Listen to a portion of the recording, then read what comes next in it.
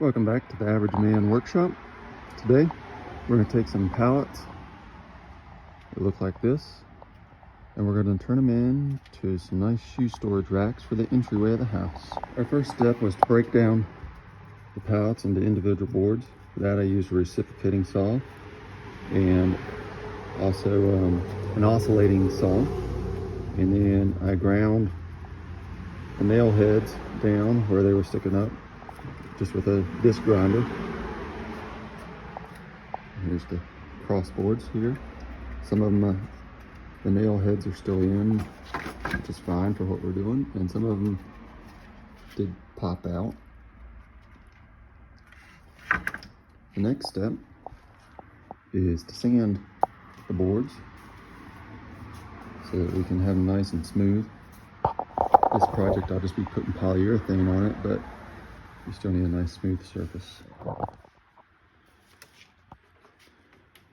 I'm just going to hit this with a belt sander here with a 120 grit on it.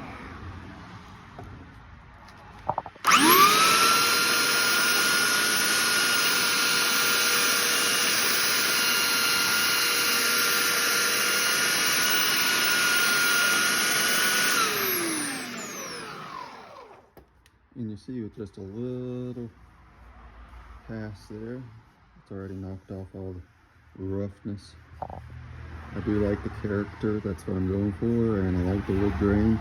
I'm not going to take this too much further than it is. That's the style I'm going for right there. See the difference from that to that? That's what we're aiming for.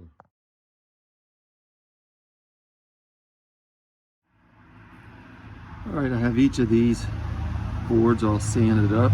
I've laid this one out here how I'm gonna build it. I have two of the narrow boards on the back and a wider board on the front, and I'm gonna cut these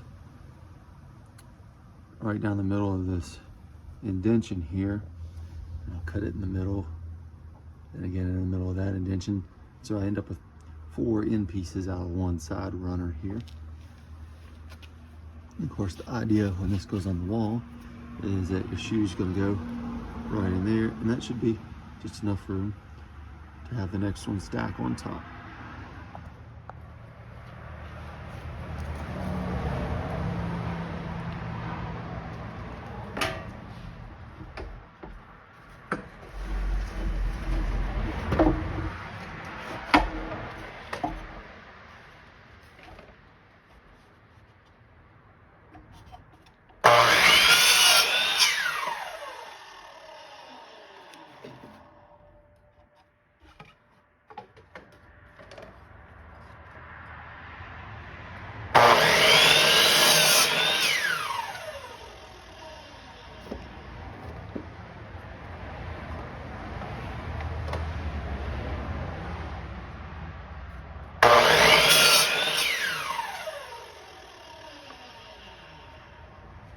Now, when you're cutting these, you want to make sure very carefully not to hit the nail heads when you're making your cuts.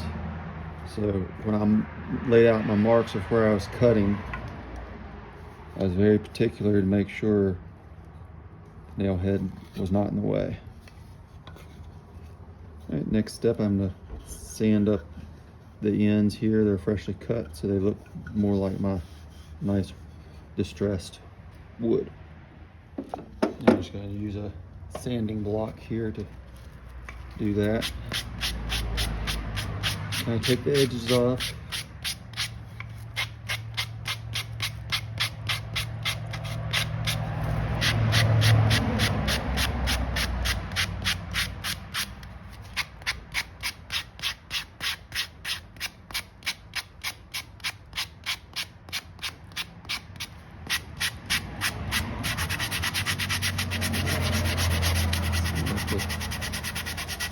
Cut edge there.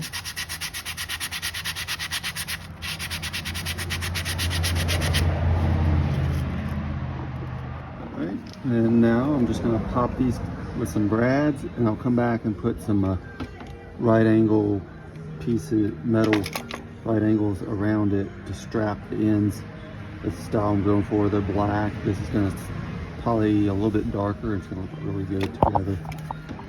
So right now, just kind of tack them together.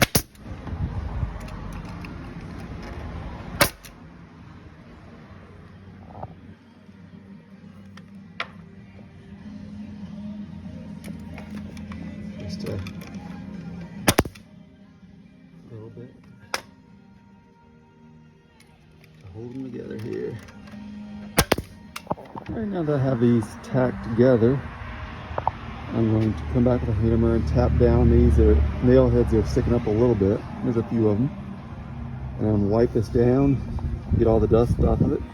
I'm just going to put a couple coats of polyurethane on there, just clear gloss polyurethane. And just after one coat of poly, you can see how much darker the wood already is. This is the look I was going for, a very rustic look.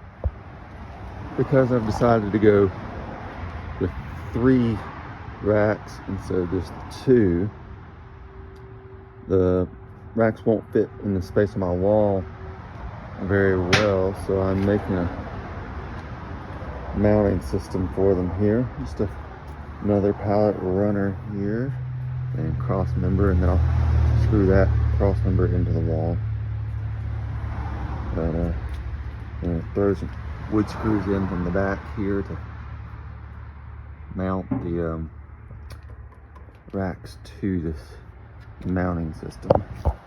And the idea is to replace our existing shoe rack here, which is overflowing. The shoes don't fit in properly and it's collapsing actively here.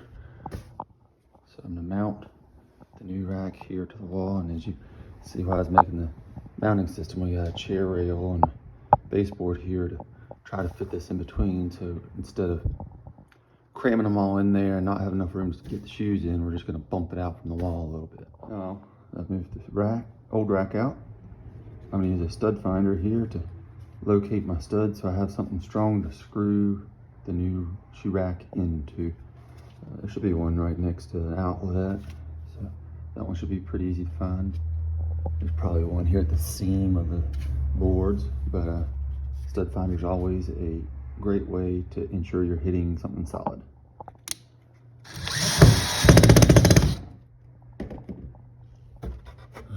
That mounted, that's not going anywhere. Awesome.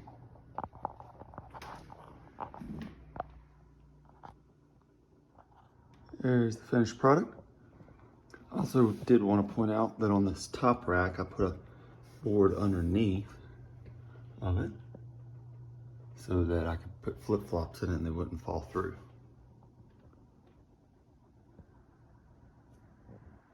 All right, thanks for watching. We'll see you next time here on the Average Man Workshop.